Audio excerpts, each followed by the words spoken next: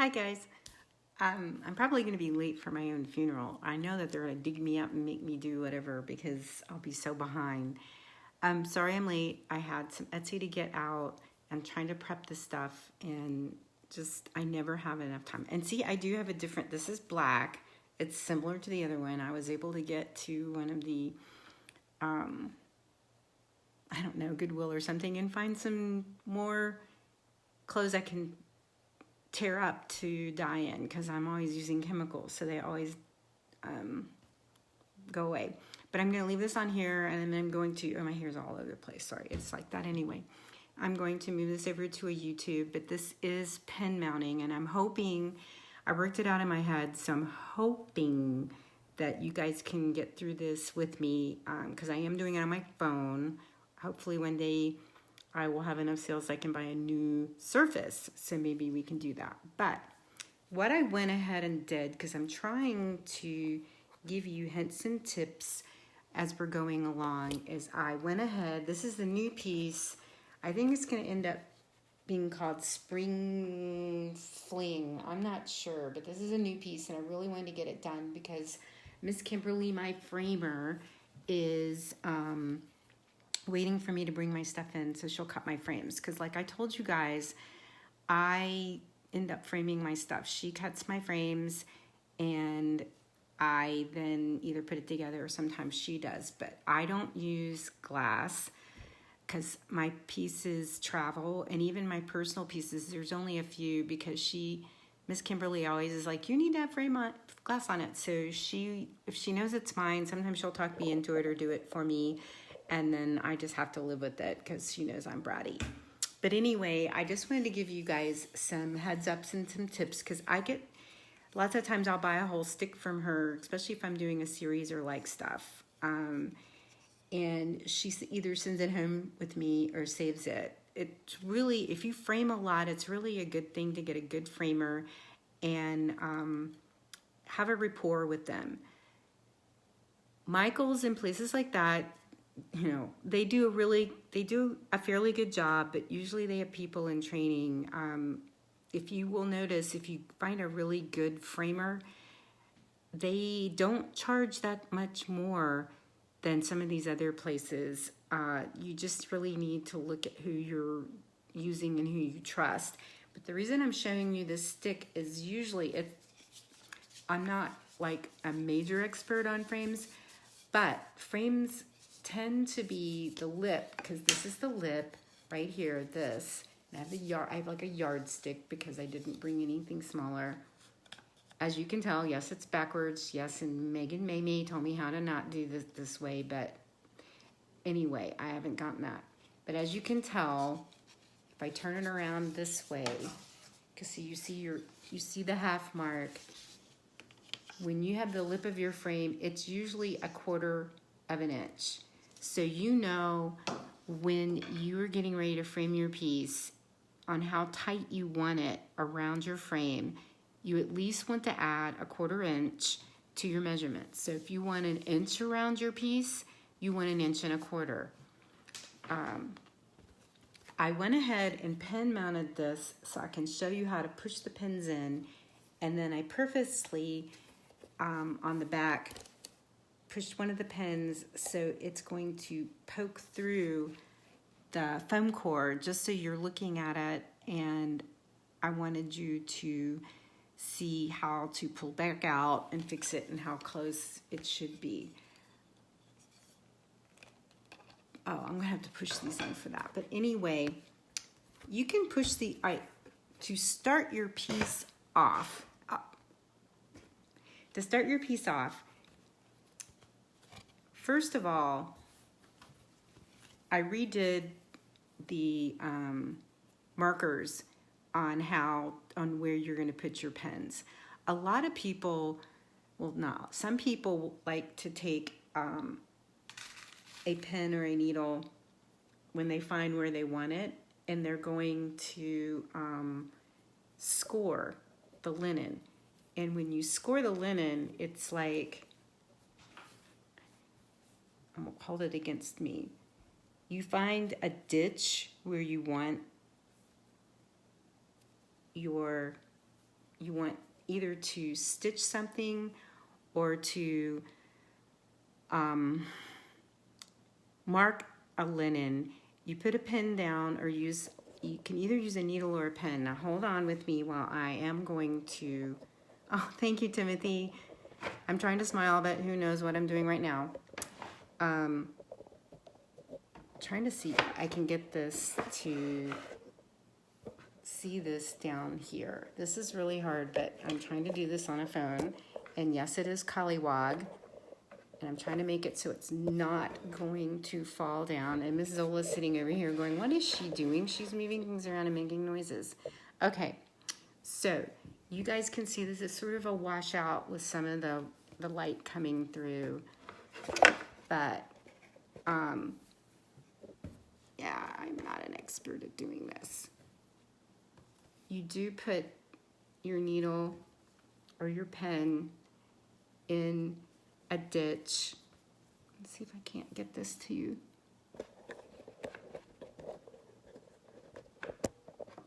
Here, let's see if that will work. Yeah, we can see that. You put your pen in and you pull it and it stays in that ditch. And as you can see, there's an indentation right through here, and you can see it better on the back where it's a straight line and it's a fold, and that tells you where, yes, I did put the needle or pen in my mouth, but that can show you where things go. But when you're moving your linen all around, especially when you're trying to pin mount or do anything with it, if you score it like that, it can wobble and you can lose your place. So that's why I like to stitch a basting line where I need to put the pins, because this is going to go, let me pull my phone cord. This score line, this basting line is going to go over the middle of the foam core. This is because your pins are going to go in there. So see how this is, the foam core is about, well, we don't have to do about, we have a ruler. I think it's a 1/16 of an inch. So you want the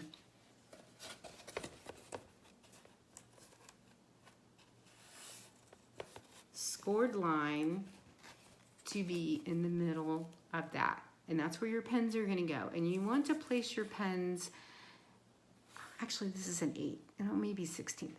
You want your pens to be between a 16th and an 1/8 of an inch apart. As you can see, they're really close when you're putting them together. There's a few spaces that probably, like right in here, I may put another pen in there. You want it as tight as possible, and you want to stretch it out. Now, how do you decide where you're going to pin mount it?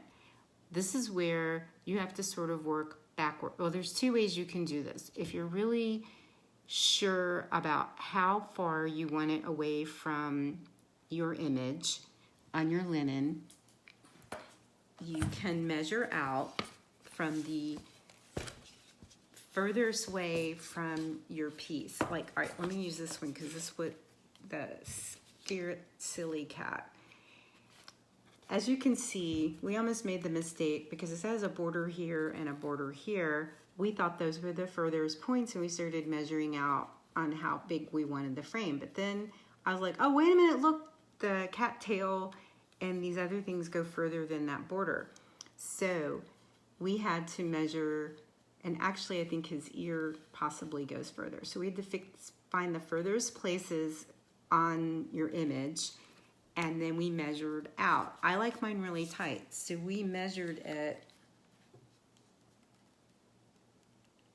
at a 1/2 inch away. So that means this is going to be a 1/4 inch all the way around. And I'll show you by taking this stick and putting it up to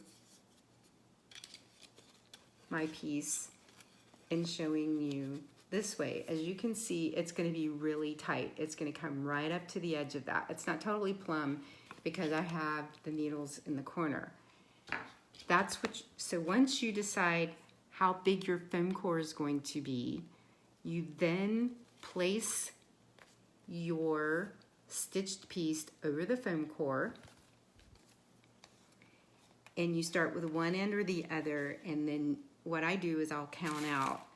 I know it's going to be about an inch, so if you're an inch on 32, it's 32 threads, or half of that for stitches, you know, every 2 threads. So this one is 36, and so it's 2, 4, 6, 8,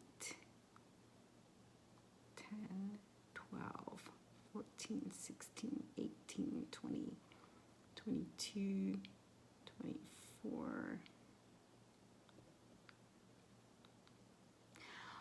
All right, this one's 30, which would really be 60 threads. It's 30 stitches, and I did it from the border.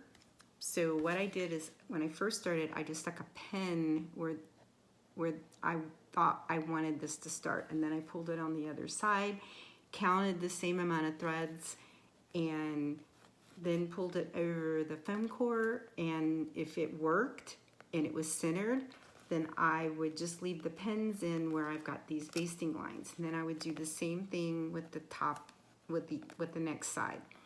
I would start off with counting it out, and then I adjust. Because sometimes when you measure on linen, because it stretches, you can possibly have it move. So it may be off a thread or two, like it may be bigger on one, wider than it is in height by stitch of your linen if you're off a couple stitches. It's not a bad thing unless you go way far off. And like if you're 1 or 2 stitches off, it's fine. I'm one of those people that's not a total perfectionist, if you haven't figured that out yet from me. But some people, it's a big deal, and so they want it to be totally even. So you need to, you could have the foam core cut smaller or have another piece cut if you want it to be totally even. That's where that will work better if you figure out before you go what size you want your piece to be, and you count it out and you mark it. Then when you get to the framer, they can measure from the basting stitch to the basting stitch. You can still adjust. Lots of times Kimberly will cut my frame for me, and I'll just go pick it up, and I've already pin mounted it. If it's too small, I'll work with it. If it's too big, I can work with it. If it's too small, then we have to make a decision if we're gonna do another frame or if I'm gonna re-pin mount it. With these, she's waiting because we weren't sure on a couple of them on how big we wanted them. So I did the measurement she gave me. She's ordered the sticks, and then I'm going to take them over to her, and she's going to do them, make the frames for me, and then we're going to put them together. But anyway, once you've decided, you've put your basting threads in, and you've decided how big it's going to be, and you have your foam core cut to the size, I put pins in all the corners so the piece will stay in place. Now, when I first started doing this, I would start in the middle and try to go over to the left or the right. And I would do one side at a time. Well, if you do something like that, sometimes it can get collywog or the linen will move. So the best way to do this is to start at one corner, and you go from one corner, then you flip it and do the next corner, and then you flip it and do the other side, and then do the other side, and then you do the vertical. And it doesn't matter if you start horizontal or vertical, you just go from corner to corner, and depending on how large your piece is, you start sticking your pins in for about a 1/2 inch each time you do it. You don't go all the way across. you just start doing corner by corner and rotating the piece until you start getting closer to getting it done. So I'm going to make a commitment and start doing on what would be considered the vertical sides of this. And as you can see, this is about the middle of the foam core. So I take and these are silk brass pens, and I take the pen and I stick it in the ditch where the basting stitch is, and you're going to use that as your guide. So I put one in, and like I said, these are silk brass pens, and that's because they're supposed to be brass. You can put them on a magnet to make sure if they're not held by a magnet, you know that they are, because sometimes these places say they are and they're not. But as long as a magnet does not hold these, you know they shouldn't rust. There's no guarantee. We live in a world of chemicals, moisture, and etc. So as you can see, I am putting these pens really close together. They're between a 16th to an 1/8 of an inch apart. I'm gonna, since this vertical side is really short, I'm going to do about a 1/2 inch, and you want to get them in straight. Excuse me, I've got some glue and stuff on my fingernails, plus I've been dyeing, so they're not the greatest. I haven't had a manicure, excuse my fingers. So this is, we'll pull out my yardstick so we can see. But as I told you, see, this is almost an inch. So that's a good start. So you do the one corner, and you don't want to push them all the way in case you need to adjust them. Okay, so I've started on this corner. So what you do is you flip your piece, pull your linen so your basting threads are in the middle of the foam core, and you start putting your pens in that ditch. Again, an 1/8 of an inch apart, and you're just sticking them in.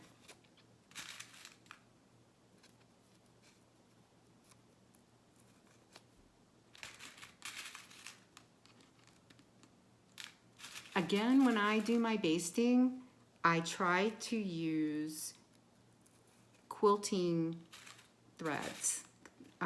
They're coated, so I leave my basting thread in. There's some people that try to take it out. That gets a little complicated because you've got your pens over it, but I use the quilting thread because it's coated. So not coated as C-O-D-E, but coated as C-O-A-T, coat E-D. So the coloring of your thread should not leach through, and you know, as I said, should not leach through as you leave it in. Now, as you can see, I did this corner and this corner. So when I flipped it, I'm gonna do this corner and do that corner. And then I'll work on what would be considered, this is the horizontal of the piece, as you can tell. I will do the vertical. So I am, again, putting in the pens an 1/8 to a 16th inch apart, pushing them in, and I would say I'm pushing it about a 1/4 of an inch in. Sometimes with the foam core, you will find, I don't know, the inside, whatever they use, the synthetic core, it sometimes has a glob in it, and when you get your pen in there, it will not want to go down. So you can either try to force it or readjust where you're going to put it. I just did that corner, I've done that corner, this corner, so now I'm going to do this one last corner on the horizontal. Again, I'm doing about an inch, and they're about an 1/8. 16th to an 1/8 of an inch apart. And I'm trying to be really good with you guys and not stick the pins in my mouth so you know how, because I nibble my threads too. And when you're doing this, all right, see what I just did? This one, I didn't get it inside of the foam core. It went outward, so I've got to pull this one up and push it down. You want to keep them as straight up and down as possible. And I like to keep my finger out here. Be careful, because if you prick yourself, it will bleed, but you want to make sure that you get your pins in straight, because when you start pushing them, you don't want them to go through the foam core and come through the front or come through the back. Right, that's far enough for that. So now I'm going to turn the piece, and I'm pulling. I'm going to take out this corner neat pen because I need to pull on this to make this more plumb and for the stitches to be in the middle. So I'm going to just take that pen and stick it in there, so it's going to hold that in place. And so we're going to go down this side, and I may do a little more than the inch on this one because these are longer. The sides are longer, but I'm just going to put them in.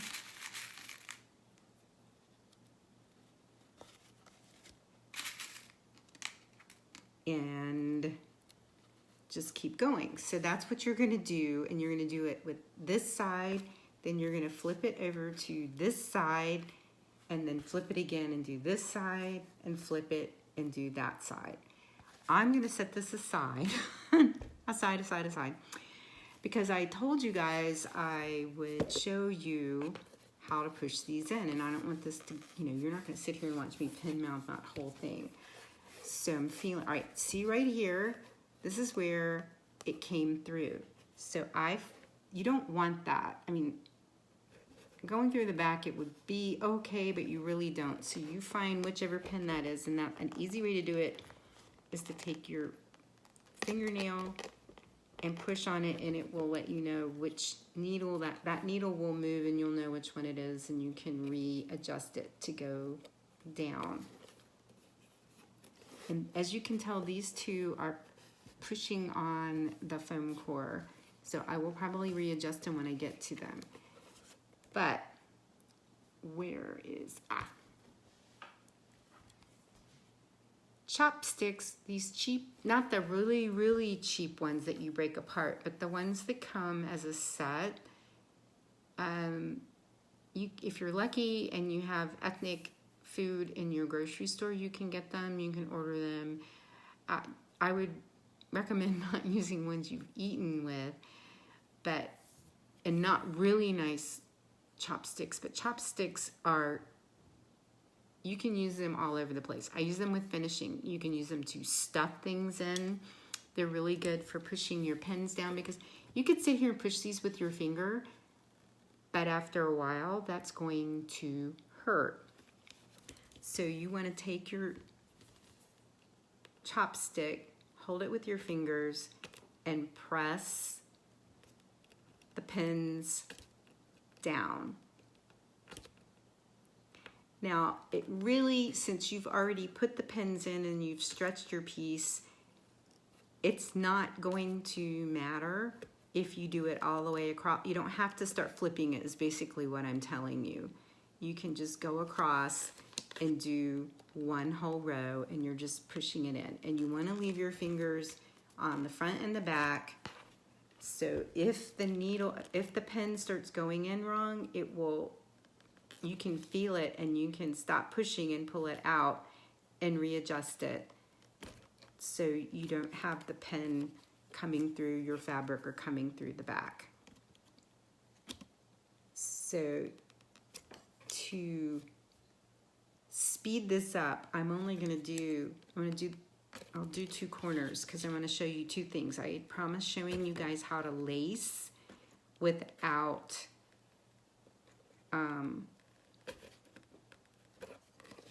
having to pull without pulling thread off and then having to stop and start as you are lacing. This will, I think Marion Schooler taught me that one, but it is a really cool technique. It does take a little time to do, but it really helps with your lacing. So anyway, I'm going to keep doing this and see how they are. They're a little, like through here, they're not totally straight, but they're okay because they're not coming through to the front. And then I'm going to do this side because I want to show, first I'll show you, I like to miter my corners. This one I'm going to pull out and put back in because the head of the pen was way close to the edge and I don't want it pushing the piece away from the frame. And these two I'm doing with my finger, and then I'm going to press them in with the chopstick just because they were in precariously and I wanted to just use my finger instead of the chopstick. Another thing, if you guys have thimbles, thimbles are a good thing to have on your, you can just put a thimble on your finger and use the thimble to push this down. Now, I had someone tell me they like to put their pens inside the piece and then take the piece and lay it on a flat surface and then just push down. And then make sure that the pen heads are flush. The only reason you wouldn't really want to do that is because if they're not in straight, they're going to go through your piece. So you really need to take the time and do them one at a time. And as you can see, I am not a total perfectionist. This is one of my linens, but it got damaged in cutting, and so it has a hole in it. So I just use this as, you know, I just cut this piece out and used it for, you know, my model. And then that made it so we had to put this frame closer than we would normally do because I had the hole in there and I started stitching way too close to the hole. But I like to live life dangerously, what can I say? But I've got these guys all pushed in, and so you've got this side and this side pushed. Now, like I said, I like to miter my corners. Some people don't. There's two ways to do it. You can either use your pen and do it, which is what I'm going to show you, and then I'm going to push some more pens in and show you how to do it with needle and thread. But to miter a corner, you take your piece, any mitering, you take the corner and you lay it down so your triangle is, you have a triangle laying down, and then you take one edge and fold it over and take the other edge. Now if your piece is, if your seam allowances are the same, they should meet up fairly well where they're close together like this is.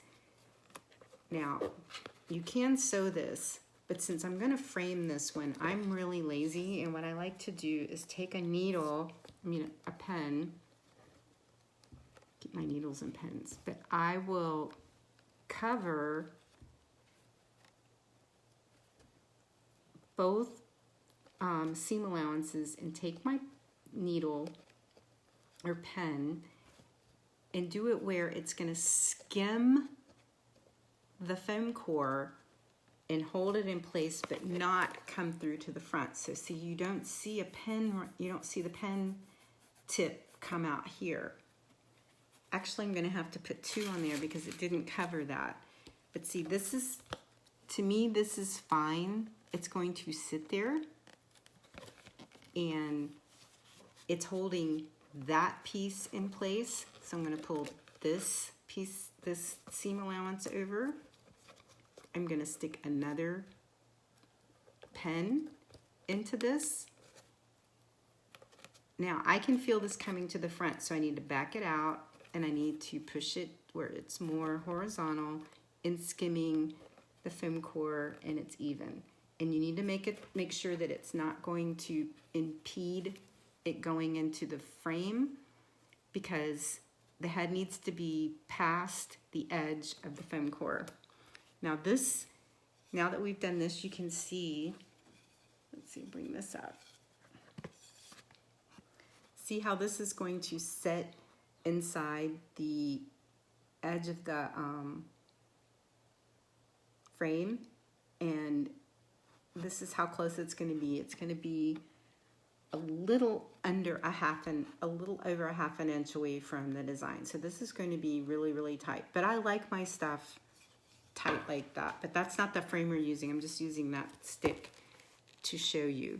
Now what I'm going to do again is, let me push these needles down really quick, and then I will show you how to do the lacing.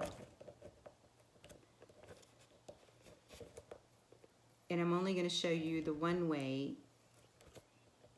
because we would be here forever if I tried to show you how to lace this whole thing. But I'm going to show you lacing in one direction, but you use the same technique in the other, doing vertical and horizontal.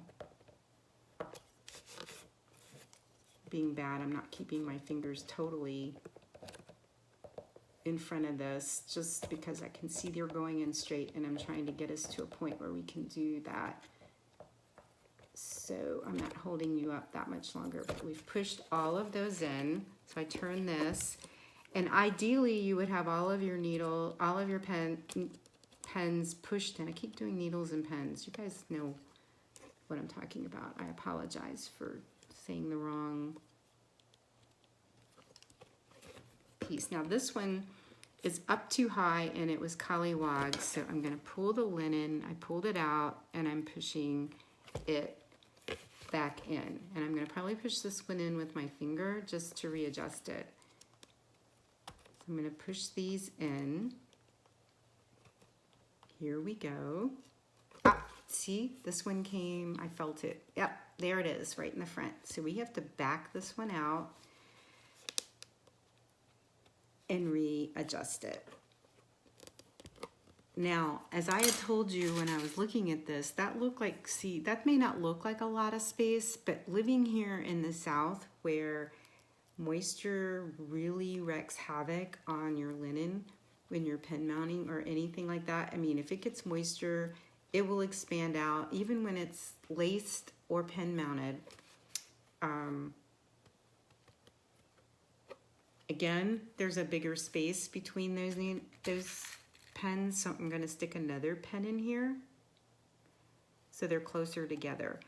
Now, there are some people that tell you you can't pen mount needlepoint. Yes, you can. Again, you would do the same thing about putting in your baseline so you know where it's going to go, but you can pierce the canvas. That's where people freak out and say, no, no, no, you can't. And you have to only lace needlepoint.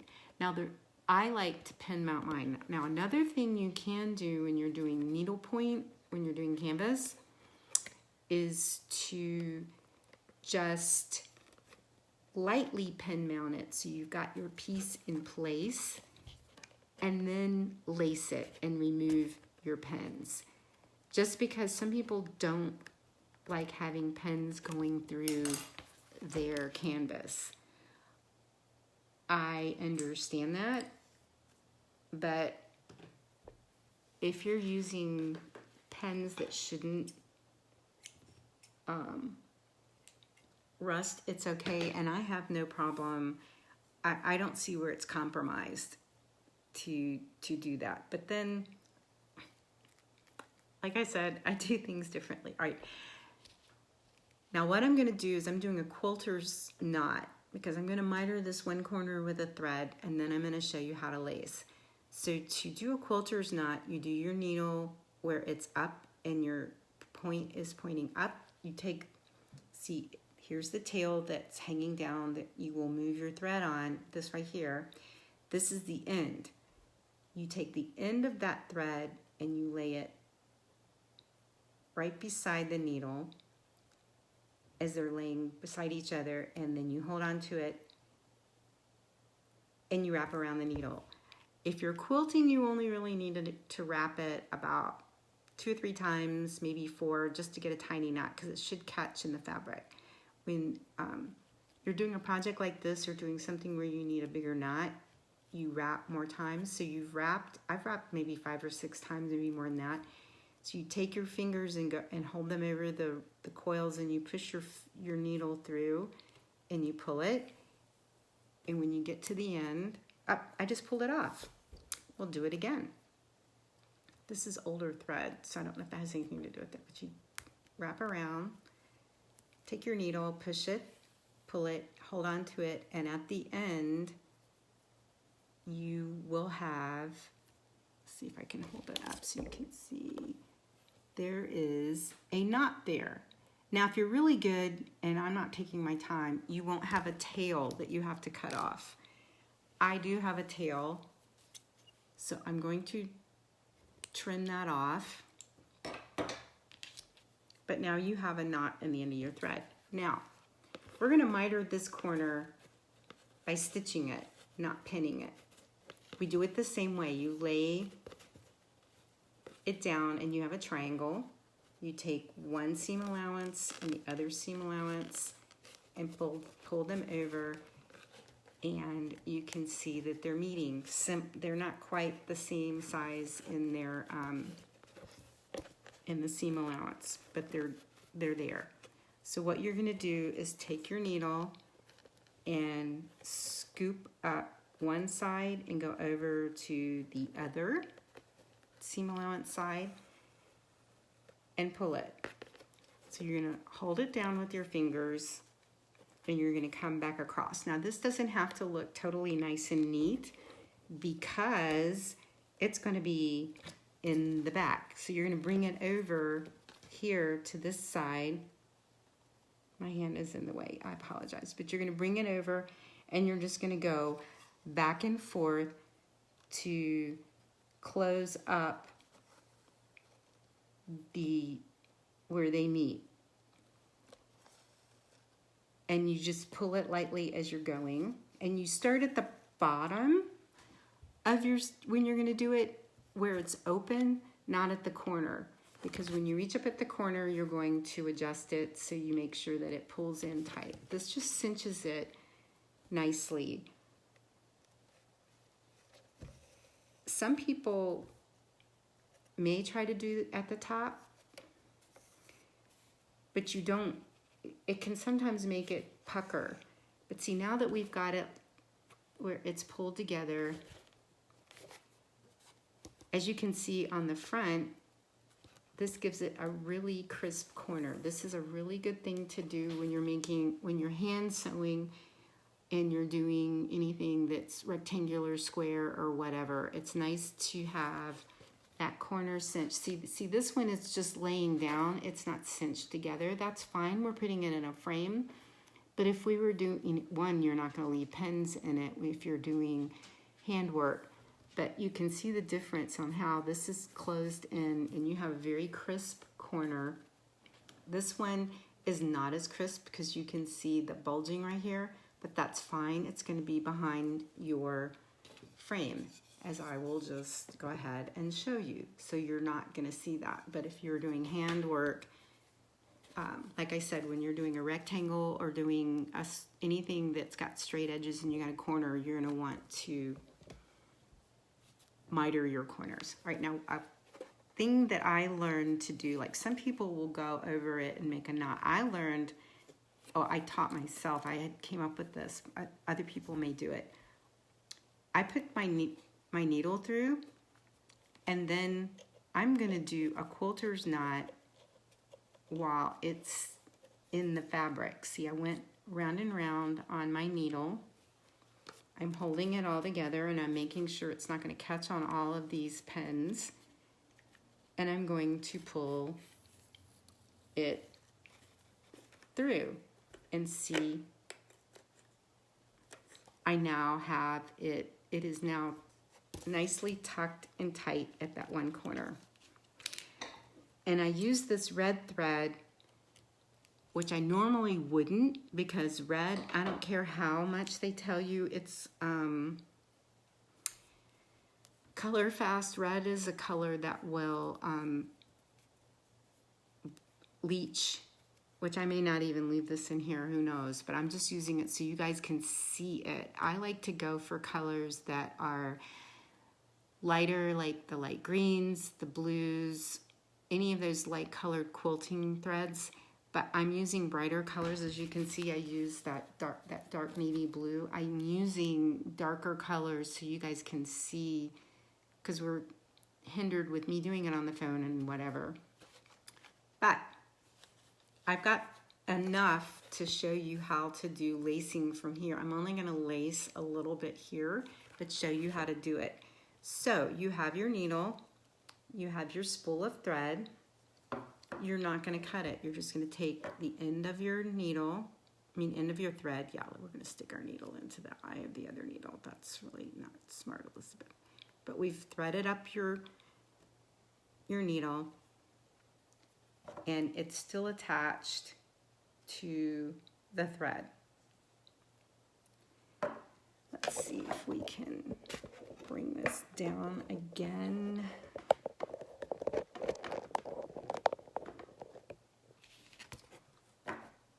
But you're going to take this, and we're going to start. You want to scoop. Let me just put it this way. You're just gonna know that it's on this. You want to scoop your thread in the direction that you're going. So we're going to take our needle. It's still attached to everything. We take the needle with the thread on it, and we're going to scoop in the direction we're going. So I'm going to take my needle and scoop up in the corner. I'm going to pull it, and then I'm going to go directly straight across and up to this corner, the corner that's across, and in the same exact area I'm going to scoop some linen, and I'm going to pull it through. So see, I've got this thread. Now it's not a problem. What the thing will be is, as you're going along, this is going to, you don't want to pull all the thread that you need at one time, but you're going to be pulling it, and you're going to get to a point around here where you're going to run out of thread, and I'll show you what to do. But see, you've already gone vertically up and down, so you're going to go back to the other side, and again, about an 1/8 to a 1/16, you're going to put your needle into the linen. You're going to scoop up some linen, and you're going to pull your thread. And again, it's going to catch like this. I don't care how good you are, it's just going to catch.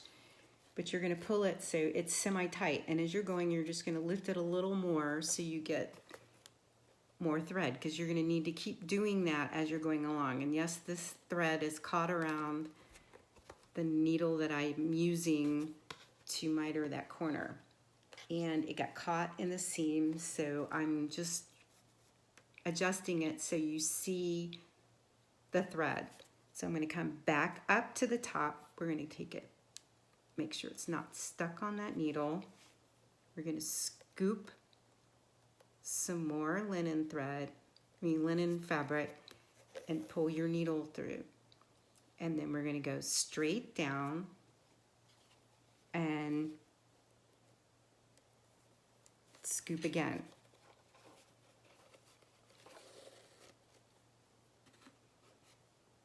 So as you can see,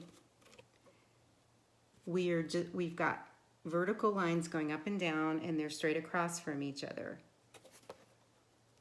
So I'm going to do 1 or 2 more, and then I'm going to show you what to do when you run out of thread. See, I'm starting to run out of thread. It's still attached to my spool of thread. Okay, so we've reached a point where we need more thread. So what you're going to do is you can park this needle or you can use the needle to do it, but you're going to take your finger and you're just going to pull on, if you can see it, I'm pulling on the thread that's attached to the spool, and now I've got this extra thread. Okay, so what am I going to do? I'm going to go to the thread next to it and pull. It's getting caught on these pins. I'm going to take these pins out because they're in the way. But we're going to pull, and again, you just have to be careful because as you can see, I'm catching it on everything. But we pull, you pull the thread until it's taut on your piece. I'm really making a mess here, sorry.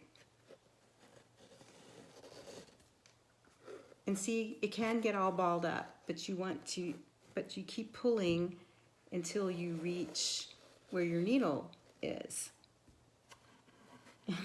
And we have a big ball at the bottom. That's not good. So then we have to figure out why is it all wadded up, and you just keep pulling on your piece till you get it straight. Easier said than done sometimes.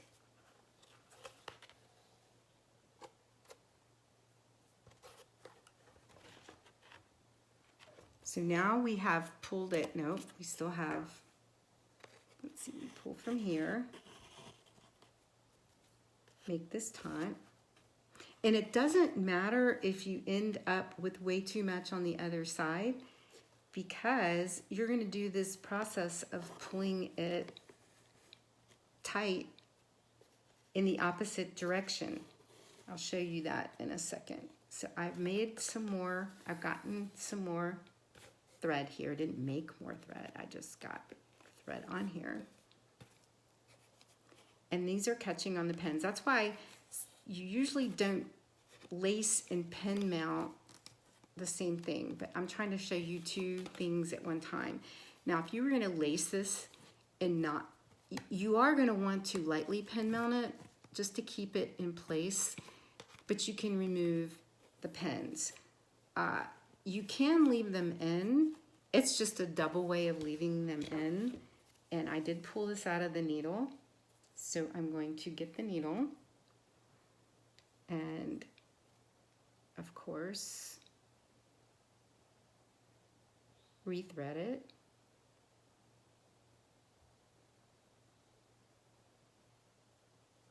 This is frayed, so we're going to have to clip the end. If you guys weren't here, I would have probably licked it. I'm a nibbler. Some people cut their nibbles off. I don't. So that's gross. You guys might never want to touch any of my pieces again if you're ever in person with me.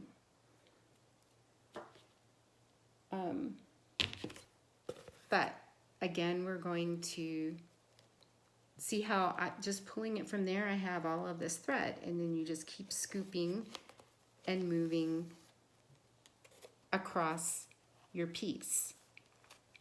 Now I'm not going to go all the way across.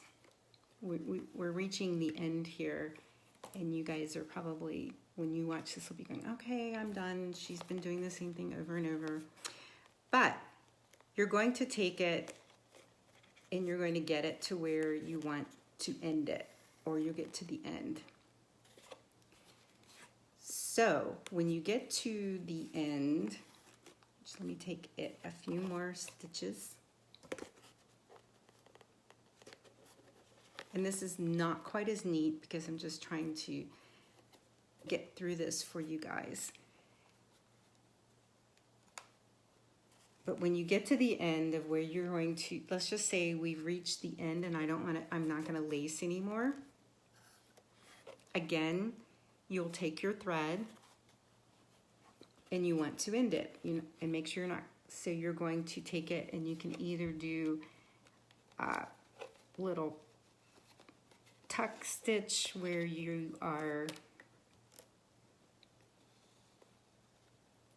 catch the loop and end it, or you can do like I did when I was doing the miter corner, where you take your thread, your needle, and you put it in there, and then you take your thread and wrap it around the needle end a couple times and pull it through. Now, this is just showing you, if we were doing this, you would do this all the way across, and you would have mitered these corners too. So this lacing would be all the way across to here. But I'm just stopping here to show you what to do. Now, you may think that this is taut. It's not taut. So we're going to clip this off so it's not in the way and confusion. We're clipping the end. Okay. So what you're going to do is, to make it taut, we're going to do what we did coming this way to get more thread. We're going to make it taut and less thread by pulling it back this way. So see, this is right here. So the one beside it, and it works better if it's laying flat, but you guys can't see that because I don't have the camera where you can do that. So you pull here, then you go to the one next to it, and see how much, I mean, just me pulling that, do you see? That's how much leeway is there. When you think it's taut because you've pulled it, it's not.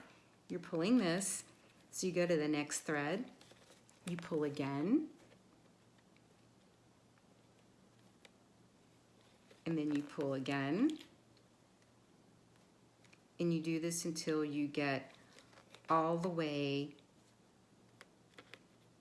to the end, to where you started, where the thread is still attached to the spool. Okay, so now this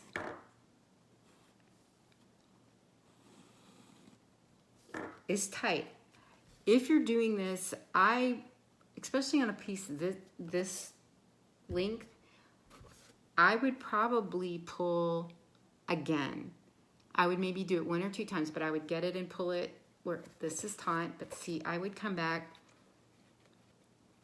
See, I can still pull this thread out. That means it's still got some leeway in it, and I don't want it to be there. So I'm gonna re-pull to reverse how much length is in the thread again. And one, this is happening because I'm not all the way to the end, and 2, I'm holding it up and just trying to show you. But see, there's still, see how much play there is in this thread? That's a lot of play, and you're gonna want to keep pulling it till you don't have that. That's one reason, even I don't care how many times you do this, depending on your weather, how tight you're pulling it, how big your piece is,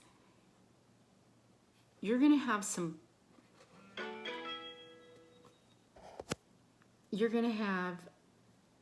leeway in your lacing. So that's not good, because it'll make the piece move around. That's why I like pin mounting, because like living in the South, your humidity factor can really play with that, and you don't want it to. So that's why I like pin mounting instead of lacing. Lacing, and if you don't scoop really very evenly and very close when you're doing lacing, you can have a wobble or a not even layout over whatever you're lacing on. So that's why I like pin mounting, but you can lace like this on anything, round things, anything like this. So once we've done this, back to the lacing. If in a perfect world I had this all together and we had more time, I would lace all of this, and then I would clip this, put a knot in it, and this would be laced all the way across. So then to do the next side, you do the same thing. You start in either this corner or this corner. You just decide which direction you're going to go. You're going to thread up with your needle and thread, attached to the spool, and you're going to scoop here, go down here, scoop, and you'll be going over what you have laid in below it.